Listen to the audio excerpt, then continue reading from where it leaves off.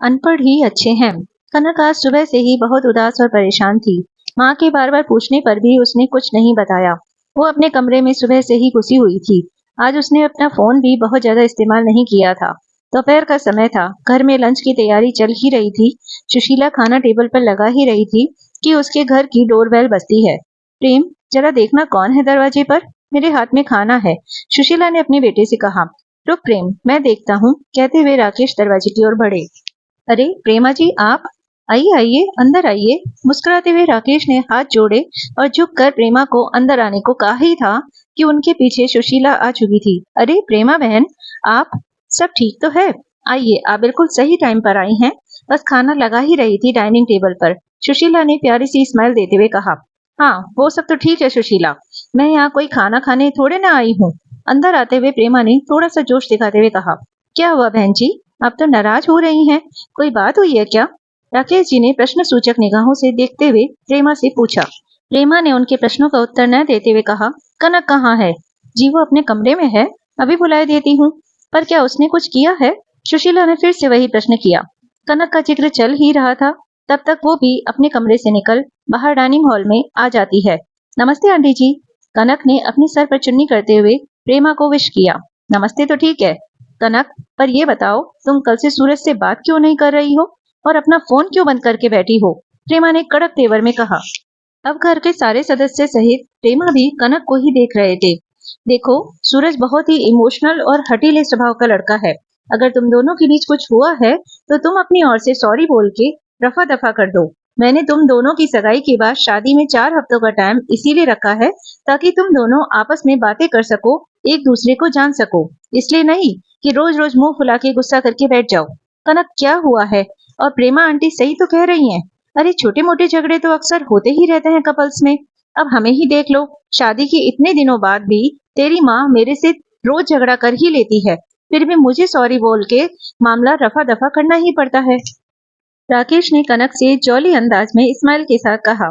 आप तो रहने ही दो, बच्चों को ऐसे टाइम पर भी नए ये ही एग्जाम्पल देना।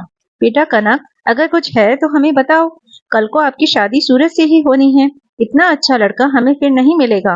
प्रेमा दीदी सही कह रही हैं। सुशीला ने भी कनक को समझाने की कोशिश की। कनक, हम तो अपनी दोनों फैमिली के भले के लिए कह रहे हैं। शादी के इनविटेशन कार्ड तक बढ़ चुके हैं, सारे रिलेटिव्स को पता चल चुका है। अब अगर कुछ होता है तो क्या कह के उन्हें मना करेंगे? ये हमारी दोनों फैमिली की नाक का सवाल है।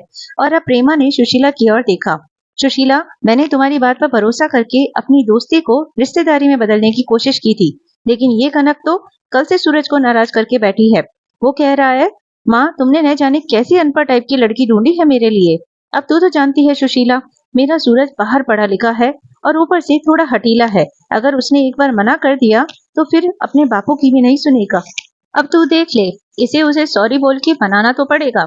अब कनक कुछ बोलती उससे पहले ही वहां पर बैठी कनक की छोटी बहन डॉली बोल पड़ी। दीदी क्यों सॉरी बोलेगी जब उनकी कोई गलती ही नहीं है? सॉरी तो आपको और आपके बेटे सूरज को बोलना चाहिए। डॉली की बात सुन के सबके सब हक्के बक्के और हैरान होने लगे। क्यों डॉली, ये क्या कह रही है तू? हाँ, मैं सही कह रही हूँ। कल रात को सूरज जी वीडियो कॉल पर दीदी को सारे कपड़े उतारने और उनकी न्यूड फोटोज देने की डिमांड कर रहे थे। और जब दीदी ने ये सब करने से मना कर दिया तो अनपढ़ गवार का ठप्पा लगा के मुंह फुला लिया। यही पढ़ाई की है क्या उन्होंने बाहर जाकर? डॉली ने रौब झाड़ रही प्रेमा को उल्टा कटघरे में खड़ा किया। नहीं नहीं, ऐसा नहीं है, तुम शायद गलत समझ रही हो। वो क्या है कि सूरज जरा मॉडर्न टाइप का लड़का है, जो बोल दिया होगा। इसमें कौन सी बड़ी बात है?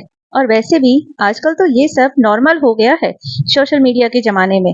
प्रेमा ने झूठ मूठ की सफाई देकर अपने बच्चे को बचाने की कोशिश की। कनक शांत थी और माँ के गले लग गई थी। आप सही कह रही थी प्रेमा जी कि ये हमारे दोनों परिवारों के लिए इज्जत और नाक का सवाल है। पर अब सोचने वाली बात यह है कि नाक किसकी कटी है, आपके परिवार की या हमारे परिवार की?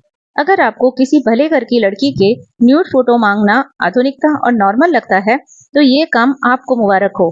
ये सब हमसे तो ना हो पाएगा। राकेश जी ने अपने दोनों हाथों से अपने आंसू साफ किए और फिर प्रेमा के आगे हाथ जोड़ लिए। अनजान बनते हुए मेरी बेटी से सॉरी बुलवाने के लिए यहाँ तक चली आई, पर कोई बात नहीं, मैं तेरे घर पर तेरे बेटे की इस हरकत पर यह भी कहने नहीं आऊंगी कि तेरा बेटा मेरी बेटी के आगे सॉरी बोले, क्योंकि इतनी संकीर्ण सोच रखने वाले इंसान को मैं अब दोबारा देखना भी पसंद नहीं करूंगी। अब तुम जा सकती हो। प्रेमा अब कुछ बोलने लायक ही नहीं रह गई थी। वो अपना सा मुंह लिए चुपचाप वहां से जाने लगती है। राकेश और सुशीला अपनी बेटी को अब गर्व से सीने से लगाते हुए कहते हैं, ऐसा पढ़ा लिखा होने से अनपढ़ गंवार होना ही लाख गुना अच्छा है। फ्रेंड्स, अगर ये कहानी आपको अच्छी लगी हो तो आप इसे ज़्यादा से ज़्यादा लाइक और शेयर करिए, और अगर आप इसी तरह की और कहानी सुनना चाहते हैं तो आप मेरे चैनल को जल्दी से सब्सक्राइब कर लीजिए। Thank you friends.